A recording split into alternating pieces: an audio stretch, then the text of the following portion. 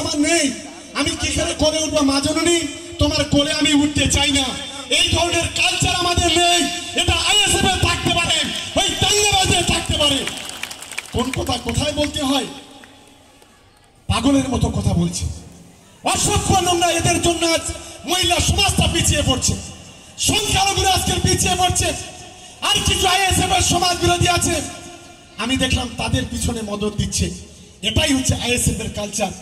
আমি তাই মনে করি আজকের ভাঙনের যে মহিলা মিছিল বের হয়েছে, স্বাধীনতার পরে এত বড় মহিলা মিছিল ভাঙনের মাটিতে কোনোদিন বের হয়নি। আমি তার জন্য আমাদের মা বোনেদের ধন্যবাদ জানাই।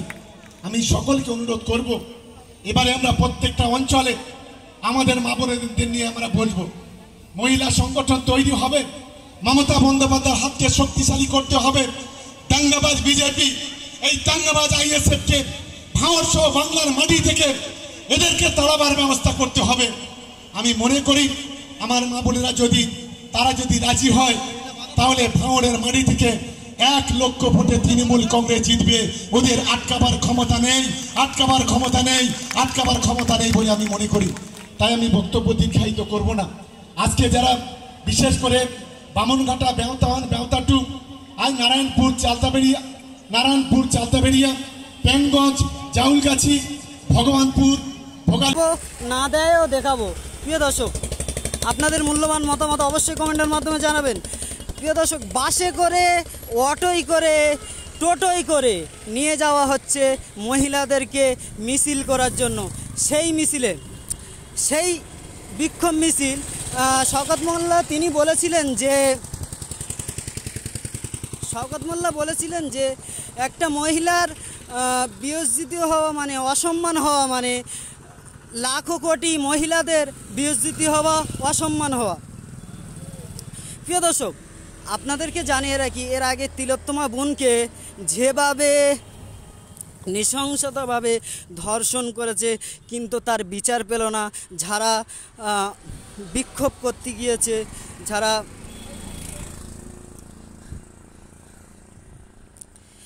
যারা আন্দোলন করতে গিয়েছে, কিন্তু তাদেরকে পেটানো হয়েছে পুলিশকে দিয়ে।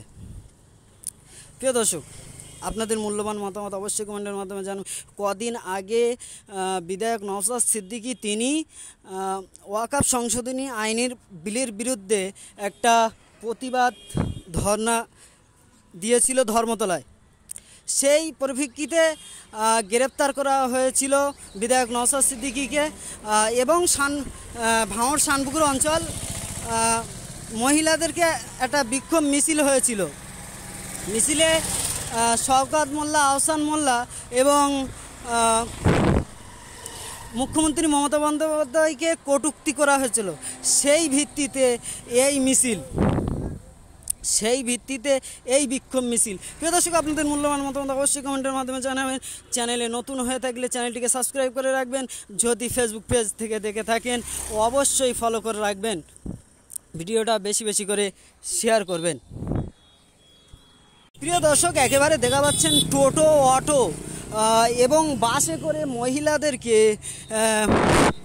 একেবারে হায়ার করে, সূত্র মাধ্যম খবর আছে যে টিএমসি তৃণমূল নেতারা তারা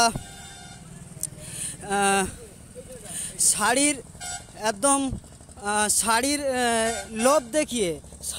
লোভ দেখিয়ে নিয়ে যাচ্ছে। প্রিয় দর্শক, আপনাদেরকে দেখাবো, যদি শাড়ি দেয় দেখাবো। প্রিয় দর্শক, একেবারে দেখা পাচ্ছেন টোটো, অটো এবং বাসে করে মহিলাদেরকে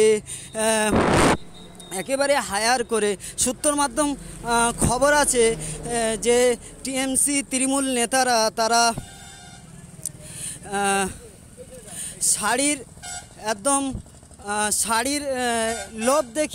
শাড়ির লোভ দেখিয়ে নিয়ে যাচ্ছে।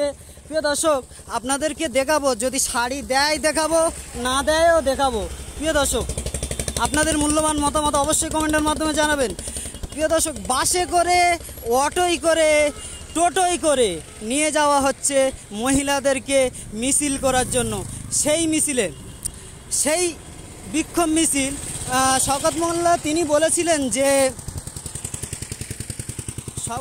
বলেছিলেন যে একটা মহিলার বিয়োজিত হওয়া মানে অসম্মান হওয়া, মানে লাখো কোটি মহিলাদের বিয়োজিত হওয়া, অসম্মান হওয়া।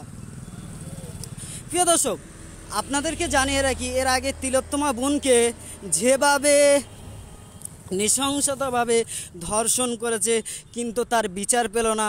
যারা বিক্ষোভ করতে গিয়েছে,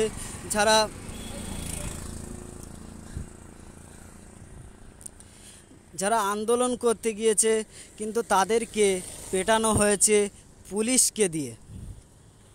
প্রিয় দর্শক, আপনাদের মূল্যবান মতামত অবশ্যই কমেন্টের মাধ্যমে জানুন। কদিন আগে বিধায়ক নওশাদ সিদ্দিকী তিনি ওয়াকফ সংশোধনী আইনের বিলের বিরুদ্ধে একটা প্রতিবাদ ধর্ণা দিয়েছিল ধর্মতলায়। সেই পরিপ্রেক্ষিতে গ্রেপ্তার করা হয়েছিল বিধায়ক নওশাদ সিদ্দিকীকে এবং ভাঙড় শানপুকুর অঞ্চল মহিলাদেরকে একটা বিক্ষোভ মিছিল হয়েছিল। মিছিলে শওকত মোল্লা, আহসান মোল্লা এবং মুখ্যমন্ত্রী মমতা বন্দ্যোপাধ্যায়কে কটূক্তি করা হয়েছিল। সেই ভিত্তিতে এই বিক্ষোভ মিছিল। প্রিয় দর্শক, আপনাদের মূল্যবান মতামত অবশ্যই কমেন্টের মাধ্যমে জানাবেন। চ্যানেলে নতুন হয়ে থাকলে চ্যানেলটিকে সাবস্ক্রাইব করে রাখবেন। যদি ফেসবুক পেজ থেকে দেখে থাকেন অবশ্যই ফলো করে রাখবেন। ভিডিওটা বেশি বেশি করে শেয়ার করবেন।